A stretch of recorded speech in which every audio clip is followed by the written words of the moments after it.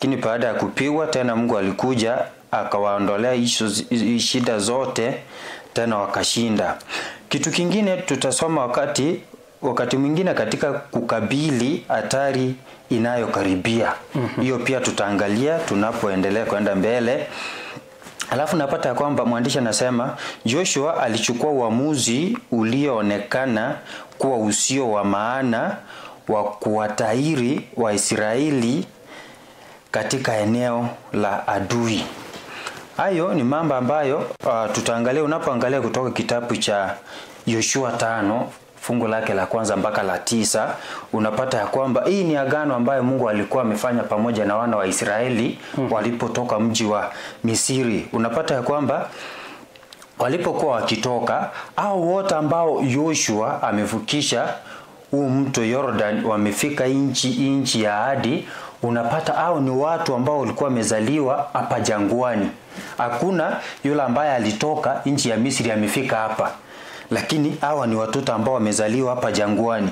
So hawa watoto wote wenye walikuwa wamepatikana jangwani hawakuwa wametahiriwa jinsi ambavyo ilikuwa agano. So tunapata kwamba unapoona hizi sherehe zikifanyika wakati sana tumezoea wakati wa Disemba. Unapata kijana anachukuliwa hiyo anapitia hiyo tohara, wanasema sasa amekuwa mtu mkubwa. Unapata ya kwamba hiyo ilikuwa ni agano ambayo Mungu alikuwa amefanya na wana wa Israeli. So unapata jinsi ambavyo walifuka huu mto, ndiposa Joshua anafanya agano pamoja na Mungu. Anasema ya kwamba lazima hao watoto wa kiume wote wapate kupitia hiyo njia ama njia ya tohara, ndiposa wafanya agano pamoja na Mungu. Haya, tutapata kusherehekea Pasaka mbele ya hatari iliyokaribia unapoangalia Joshua 5 fungu lake la 10 mpaka la 12. Kitu kingine ambacho tutaangalia ni kujenga madhabahu na kumwabudu Bwana wakati ushindi ulipokuwa ukiendelea. Unapoangalia Yoshua 8:30 mpaka 35, na kusimamisha maskani ya Bwana wakati makabila 7 katika Israeli yalikuwa bado hayajapokea urithi wao. Unapata kwamba kwa yale makabila 12 wengine walipata urithi wao. Joshua aliwapanga kila watu sehemu yao. Lakini sasa kuna makabila hapa 7 ambayo tunaambiwa tutaangalia kwenda hapo mbele hawakuwa wamepokea urithi wao. Ndiposa tunaambiwa wakajenga madhabahu ambapo wangekuwa wakikaa kwa hizo siku zingine. Unapata kwamba katika maisha yetu yenye shughuli nyingi huwa tunakazia mambo muhimu ambayo maisha utuletea katika shughuli zetu za kila siku. Jinsi ambavyo maisha yamekuwa magumu, tunapata kwamba tumesahau Mungu. Badala tutafute Mungu kwanza na ufalme wake, unapata tumetanguliza mambo yetu ya kila siku.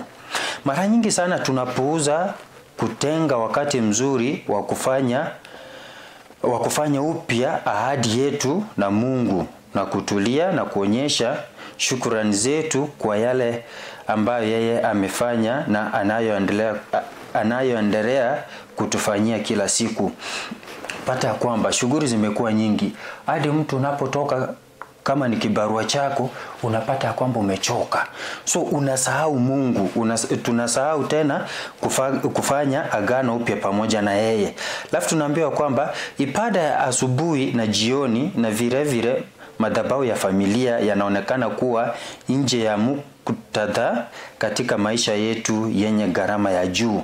Kuna wakati fulani unapata ile ibada tunafaa kufanya asubuhi pamoja na familia zetu, jioni pia tunaomba pamoja, tunasoma maandiko pamoja. Unapata ya kwamba juu maisha imekuwa magumu, so tunakwepa ama unapata tumesahau juu ya gharama yetu ya maisha. Ndiposa tunaambiwa yanayoendeshwa kwa urahisi na yanayolenga mafanikio. Hata hivyo, ndani kabisa ya mioyo yetu sote tunajua muda tunaotumia pamoja na Mungu na wapendwa wetu ndiyo uwekezaji bora zaidi wa wakati wetu mchache. So tunaambiwa kwamba kule kuja kwa Mungu, kule kuabudu Mungu wetu, tunapokuja pamoja na yeye, hilo ndilo jambo kubwa ama jambo la busara ambalo tunafaa kufanya.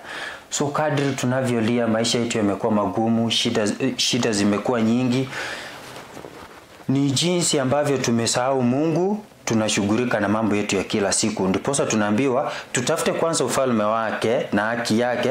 Haya mengine ambayo tunapigania, haya mengine ambayo tunatafuta, haya mengine ambayo tunataka kwa haya maisha, Mungu atatuongezea ama atatupa.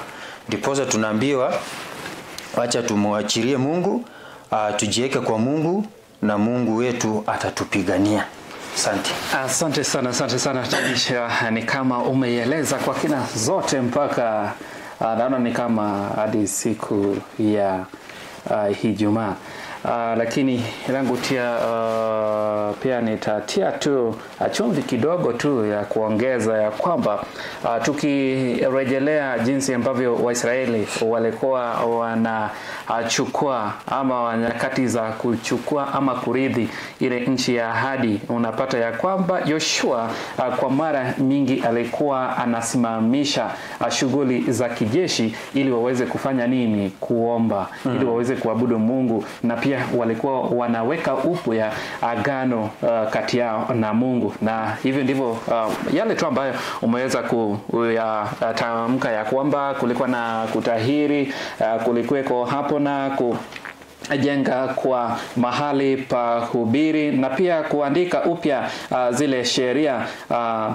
Hayo yote yalikuwa tu ya kuonyesha ya kwamba kila kitu hata iwe ushindi tunapata kutoka kwa Mungu, lakini sio kwa nguvu za wanajeshi. Na ilikuwa tu ukumbusho. Na pia sasa linganisha na maisha yetu ya siku ya leo, unapata ya kwamba haya yote yanatukumbusha ya kwamba tunapaswa kuomba, tunapaswa kuhubiri, tunapaswa kuabudu Mungu hata wakati wa vita. Na pia kama ni agano ambayo tumeweka baina yetu na Mungu, tunapata ya kwamba tumeweza kuagizwa hapo na kupewa jambo hapo ya kwamba tunapaswa kuomba. Ya kwanza tuabudu Mungu, tumweke mbele, kisha baadaye ndio turejelee vita ambavyo tunakumbwa nazo. Na hayo yote unapata ya kwamba hata katika siku hizi za tunaweza kusema ya kwamba dunia ya kisasa ama the modern world, unapata ya kwamba tunayo maeneo kadhaa ya vita, na hayo yote tukilinganisha tuko na hata usongamano wa mawazo ama stress, tuko na ile kukosa mwelewano. Unapata ya kwamba hayo yote ni vyema sisi wenyewe kuhakikisha ya kwamba tumefanya nini? Tumeweka imani yetu ama nguvu zetu zote kuhakikisha kwamba tumetafuta Mungu. Our greatest strength in life's battle is found not within fighting harder, but in pausing to worship, renew the covenant, and depend on God's presence. Akiwa miongoni mwetu, basi tutashinda.